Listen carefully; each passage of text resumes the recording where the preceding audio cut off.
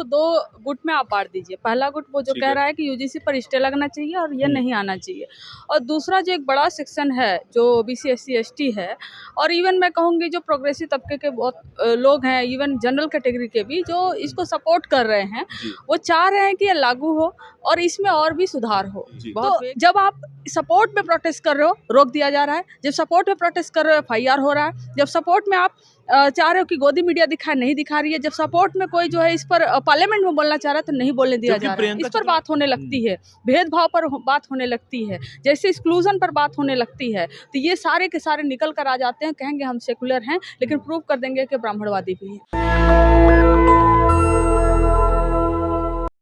नमस्कार। यूजीसी से रिलेटेड देश भर में प्रोटेस्ट हो रहे हैं, अलग अलग पब्लिक मीटिंग्स हो रही हैं। इस वक्त मैं दिल्ली के कॉन्स्टिट्यूशन क्लब में हूँ। एक पब्लिक मीटिंग यहाँ पर भी हो रही है। तमाम प्रोफेसर्स, तमाम सांसद जो कि यूजीसी के विचार से सहमत हैं या फिर समता के विचार से सहमत हैं, यहाँ पर आए अपनी बात रख रहे हैं। हमारे साथ आरजेडी प्रवक्ता कंचना यादव हैं। कंचना जी, यूजीसी से रिलेटेड जितनी भी पब्लिक मीटिंग्स हैं वहाँ पर अगर स्टूडेंट प्रोटेस्ट करें तो पुलिस आ जाती है, एफआईआर हो जाती है।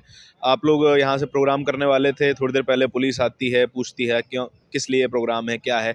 क्या डायरेक्टली सरकार का या फिर इनडायरेक्ट इन्वॉल्वमेंट यूजीसी में दिखाई दे रहा है कि या तो सपोर्टर्स को चुप करवा दिया जाए या फिर जो आवाज़ है उसे धीमी कर दिया जाए कम से कम? बिल्कुल, और इस यूजीसी के प्रोटेस्ट को जो है इसको दो गुट में आप बांट दीजिए। पहला गुट वो जो कह रहा है कि यूजीसी पर स्टे लगना चाहिए और ये नहीं आना चाहिए, और दूसरा जो एक बड़ा सेक्शन है जो ओबीसी एससी एसटी है, और इवन मैं कहूँगी जो प्रोग्रेसिव तबके के बहुत लोग हैं, इवन जनरल कैटेगरी के भी जो इसको सपोर्ट कर रहे हैं, वो चाह रहे हैं कि ये लागू हो और इसमें और भी सुधार हो। बहुत वेग है, बहुत लूप होल्स हैं, जिससे ये अगर रियल में जब इम्प्लीमेंटेशन होगा तो बहुत सारी इसमें कमजोर कड़ियाँ हैं, उसमें सुधार होकर उस पर लागू हो। लेकिन जैसा कि आपने कहा कि जब यूजीसी पे स्टे लगवाने के लिए, रोल बैक के लिए कोई प्रोटेस्ट कर रहा है तो उसको पुलिस प्रशासन सपोर्ट कर रही है, उस पर कोई एफआईआर नहीं हो रहा है, उसको मीडिया में जो मेन स्ट्रीम मीडिया कहा जाता है, तथाकथित जो गोदी मीडिया है, उसको फुल एकदम स्ट्रीम उसको दिखाती है, उस पर डिबेट करवाती है, चलाती है। लेकिन जब दूसरा पक्ष जो कि एक बड़ा आंदोलन कर रहा है, और ऐसा नहीं कि सिर्फ दिल्ली में, आप बिहार से भी बहुत सारे आवाज उठ रही हैं, यूपी से आप देख लें, इवन देश भर में, कहेंगे साउथ से नहीं, साउथ में भी इवन जो है उस्मानिया कॉलेज में, वहाँ पर एक बहुत बड़ा जो है प्रोटेस्ट मार्च निकला। लेकिन ना इसको मेन स्ट्रीम मीडिया दिखा रही है, ना ही इसको जो है कि पूरी तरह से कवर कर रही है, और इस पर जो समर्थन में जो प्रोटेस्ट कर रहे हैं उन पर एफआईआर भी हो रहा है। और एक बहुत इंटरेस्टिंग ये भी है कि आपने देखा होगा कि पार्लियामेंट के अंदर प्रियंका चतुर्वेदी जी हैं, जो शिवसेना से आती है, उन्होंने खुल के बोला कि अगर सरकार में कुछ शर्म बची है अभी भी तो इसको वापस ले ले। और वहीं पर पी विल्सन जी, जो कि आज यहाँ पर आने वाले थे, उसके थोड़ी देर में आए, पी विल्सन जी बोलना चाहते हैं इन support of UGC equity regulation 2026, उनको रोक दिया जाता है। तो जब आप सपोर्ट में प्रोटेस्ट कर रहे हो, रोक दिया जा रहा है। जब सपोर्ट में प्रोटेस्ट कर रहे हो, एफआईआर हो रहा है। जब सपोर्ट में आप चाह रहे हो कि गोदी मीडिया दिखाए, नहीं दिखा रही है। जब सपोर्ट में कोई जो है इस पर पार्लियामेंट में बोलना चाह रहा है तो नहीं बोलने दिया जा रहा है। प्रियंका चतुर्वेदी की खुद की पार्टी मराठा आइडेंटिटी की बात करती है, मराठा खुद ओबीसी में गिने जाते हैं, और तब भी क्या आपको लगता है कि हर सवर्ण समाज का हर व्यक्ति अपनी अपनी पार्टियों में रहकर अपने हक की बात करता है, लेकिन एससी एसटी ओबीसी की समाज के व्यक्ति हर पार्टी में है तो सही, लेकिन जो कथित सेक्युलर पार्टियां हैं उनमें रहकर अपनी बात नहीं रख पाता है? देखिए, कुछ होते हैं जिनको मैं बोलूँगी, पार्टियों में जिनकी आप बात कर रहे हैं, उसमें वो ब्राह्मणवादी सेकुलर लोग होते हैं। वो सेकुलर चीज़ों पर ठीक है बोलेंगे, बोलना चाहिए, हम सब बोलते हैं, सब उस पर स्टैंड लेते हैं और लेना चाहिए। आपने मोहम्मद दीपक का केस, हम लोग का इंस्पिरेशन बन गए हैं मोहम्मद दीपक। लेकिन जैसे ही आता है कि जो हिंदू धर्म में वर्ण व्यवस्था है, और जिस वर्ण व्यवस्था के चलते जो दलित, जो पिछड़े तबके हैं, जो आज भी यूनिवर्सिटीज़ में, आईआईटीज़ हो, मेडिकल कॉलेज हो, वहाँ पर ना तो एज ए स्टूडेंट उनका रिप्रेजेंटेशन बढ़ रहा है बहुत ज़्यादा जितना चाहिए, और ना ही फैकल्टी के तौर पर। जैसे ही इस पर बात होने लगती है, भेदभाव पर बात होने लगती है, जैसे एक्सक्लूजन पर बात होने लगती है, तो ये सारे के सारे निकल कर आ जाते हैं। कहेंगे हम सेकुलर हैं, लेकिन प्रूव कर देंगे कि ब्राह्मणवादी भी हैं। तो ये जो इस तरह के नेचर के लोग हैं, वो बहुत सारे पॉलिटिकल पार्टियों में हैं।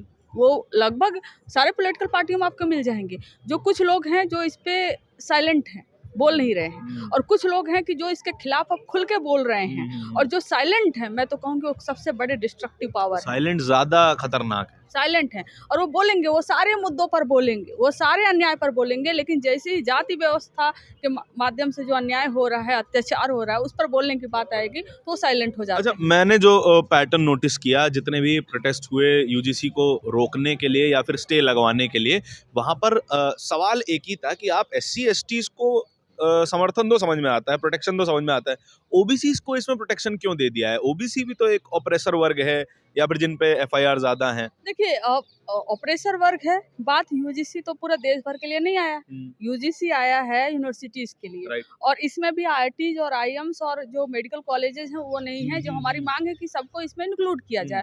तो आज भी देखिए 2023 का ही पार्लियामेंट में एक डेटा आया हुआ था, उसमें बताता है कि जो सबसे ज़्यादा सुसाइड केसेस होते हैं डिप्रेशन की वजह से या टॉर्चर की वजह से या अलग अलग तरीके से भेदभाव की वजह से, वो सबसे ज़्यादा केसेस आपको मिलेंगे दलित के हैं, आपको मिलेंगे ओबीसी के हैं। तो अगर हम करें, ठीक है, अगर आप आंकड़ों को देखिए ना, आप आंकड़ों में रिप्रेजेंटेशन को देख लीजिए, क्या आज भी कोई भी ऐसी यूनिवर्सिटी है जहां 27% ओबीसी की फैकल्टी, जो मिनिमम 27% जितना रिजर्वेशन है, नहीं मिलेगा। आईआईटीज नहीं मिलेगा, आईएम्स नहीं मिलेगा, कहीं भी चले जाइए आपको नहीं मिलेगा। तो सवाल यह होता है ना कि भाई आज भी आरक्षण लागू होने के बावजूद क्यों 27% नहीं हो रहा है, तो उस पर सवाल फिर आता है।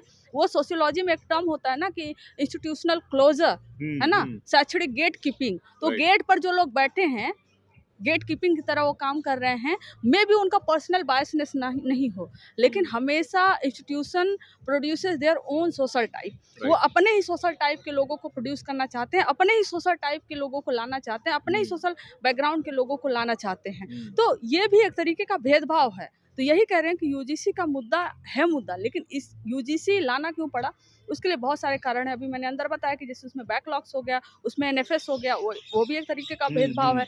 उसमें जो है कि प्रमोशन को रोकना भी एक तरह का भेदभाव है, क्योंकि प्रमोशन होगा तो प्रोफेसर बनेगा, और जब प्रोफेसर बनेगा तो प्रोफेसर ही अगले कितने ही हमने ऐसे असिस्टेंट प्रोफेसर, एसोसिएट प्रोफेसर देखे हैं जो प्रोफेसर बनने लायक हैं, लंबे समय से लाइन में लगे हुए, उनको नहीं रोक नहीं, तो नहीं वही पहुंचने देते। तो जो ये प्रोफेसर्स हैं, क्योंकि प्रोफेसर जो है वही चल के डीन ऑफ स्टूडेंट बनते हैं, वही एचओडी बनते हैं, वही जो एडमिनिस्ट्रेटिव जो सारा विभाग संभालते हैं, वही जाके वाइस चांसलर बनते हैं। तो जैसे ही आप किसी को प्रोफेसर बनने से रोकते हो, आप जो पावर का स्टेटस को है ना, जो अभी मौजूद है, आप उसको मेंटेन रख लेते हो।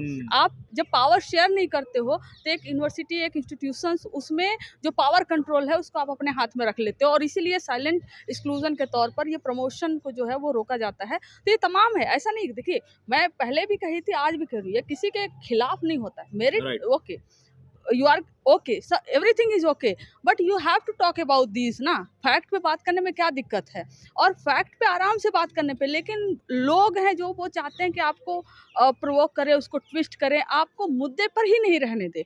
हमारा मुद्दा है कि ठीक है, बैठ कर टेबल टॉक करते हैं, डेटा आपके सामने है, फैक्ट आपके सामने है, नैरेटिव्स आपके सामने है, कौन सही बोल रहा है कौन गलत बोल रहा है उसको जज करने दीजिए ना। हमारी सरकार है, हमारा सुप्रीम कोर्ट है, हमारे लोग हैं, सब जज करेंगे। लेकिन इसमें जो बीच में आकर कूद कर जो है, नहीं ये तो हमारे खिलाफ है, नहीं ये तो, जो अलग तरीके से नैरेटिव जो ले जाने की कोशिश करते हैं, हम उसके खिलाफ हैं। आखिरी सवाल मैं इसमें लूंगा कि जो विरोध कर रहे हैं लोग, बता रहे हैं कि भैया ब्राह्मणों पे बड़ा थ्रेट हो जाएगा, कोई जबरदस्ती कंप्लेन करवा देगा। ठीक है, ये समझ में आता है, लेकिन क्या असली डर ओबीसी से है कि ओबीसी को इंक्लूड कर लिया, कहीं ये एकता ना आ जाए, कि क्या पॉलिटिकल थ्रेट है? अभी जो रिसेंट में हम देख रहे हैं ना, खासकर जो विरोध कर रहे हैं वो ज्यादातर सोशल मीडिया पे, कहीं कहीं इकट्ठा हो रहे हैं, फिर सोशल मीडिया पे, फिर मीडिया में चल रहा है। लेकिन अगर थ्रेट असली जो है सिर्फ ओबीसी से होता तो वो नहीं दिखाई दे रहा है, क्योंकि अभी लोग कह रहे हैं कि एससी जो एक्ट है उसको खत्म करो, अभी कह रहे हैं कि नहीं ये इतना आरक्षण है उसको खत्म करो, नहीं ओबीसी आरक्षण खत्म कर दो, नहीं ये तो। आप यूजीसी की बात थी, आप यूजीसी पर बात करते, लेकिन आप सीधे उस पर पहुंच गए जिससे आपको सच में दिक्कत है। तो हमको लगता है रियलिटी सामने आ रही है। और देखिए, रियलिटी वो किसी भी तरीके से लेकर आए, हम अपना पीसफुल तरीके से रियलिटी हम अपना रखेंगे, है ना। समाज है, दुनिया है, देश है, वो जज करेगा कि कौन यहाँ पर सही है और कौन गलत है। हमें किसी से फाइट में जाने की जरूरत नहीं है, संवैधानिक अधिकार है तो हम संवैधानिक तरीके से मांगेंगे। आपकी पॉलिटिकल पार्टी इकलौती है जो खुल के यूजीसी का समर्थन कर रही है, आपके नेता ने भी खुल के समर्थन किया है। बाकी जो पार्टियां हैं जो शांति से बैठी हैं, कि इंतजार कर रही हैं, वेट एंड वॉच है कि सुप्रीम कोर्ट कुछ कहे तो हम सामने आए। देखिए, हमें लगता है कि कुछ मुद्दे जो होते हैं, कुछ इश्यूज जो होते हैं ना, वो हार और जीत से बहुत बड़े होते हैं। राइट। आप बेशक आप पॉलिटिकल पार्टी हैं, है ना। लेकिन अब हर चीज़ को आप कैलकुलेट करके चलने लगेंगे तो 1990 में फिर मंडल कमीशन नहीं आता, और 1990 में फिर बीपी सिंह जी जो हैं, जो मसीहा हैं, जिन्होंने ओबीसी आरक्षण को लागू किया, ये अर्जुन सिंह जी जो यूपीए सरकार में फिर आरक्षण लेकर आए, तो इनको भी डर होता कि हमारी सरकार चली जाएगी, लेकिन सरकार जाने का डर होते हुए भी इन्होंने इम्प्लीमेंट किया। तो ये जो शरद यादव जी हों, बीपी सिंह जी हों, हाँ, लार्जर जो है कि कुछ चीज़ें जो है वो पॉलिटिक्स से, कैलकुलेशन से, इससे ऊपर होती हैं, वो कॉज होता है, वो सोसाइटल बेनिफिट होता है, डिस्क्रिमिनेशन होता है, उस पर बोलता है। और हमारी पार्टी ने इस पे स्टैंड लिया, एमएलएज भी बोले, आज प्रोफेसर मनोज झा जी भी आए हुए हैं यहाँ पर बोल रहे हैं। तो सारी पार्टियों का अपना स्टैंड है कि उन्होंने क्या लिया, लेकिन जो हमारी पार्टी का स्टैंड है वो क्लियर है कि हमारे हार और हमारे जीत से बड़े जो सोशल कॉज हैं वो हैं। बहुत शुक्रिया। इस पूरी बातचीत के बारे में आपके क्या विचार हैं, कमेंट सेक्शन में बताइएगा जरूर। इस तरह की और भी बातचीतों को देखते रहने के लिए, खबरों को देखते रहने के लिए नेशनल दस्तक को सब्सक्राइब जरूर कीजिएगा। नेशनल दस्तक की आपसे गुजारिश है कि अगर इसको बचाना चाहते हैं तो नेशनल दस्तक को सब्सक्राइब करने के लिए रेड कलर के सब्सक्राइब बटन को दबाएं, फिर बेल आइकन की घंटी दबाएं। नेशनल दस्तक को बचाने के लिए बहुत जरूरी है कि हर खबर को शेयर करें, लाइक करें, कमेंट जरूर करें।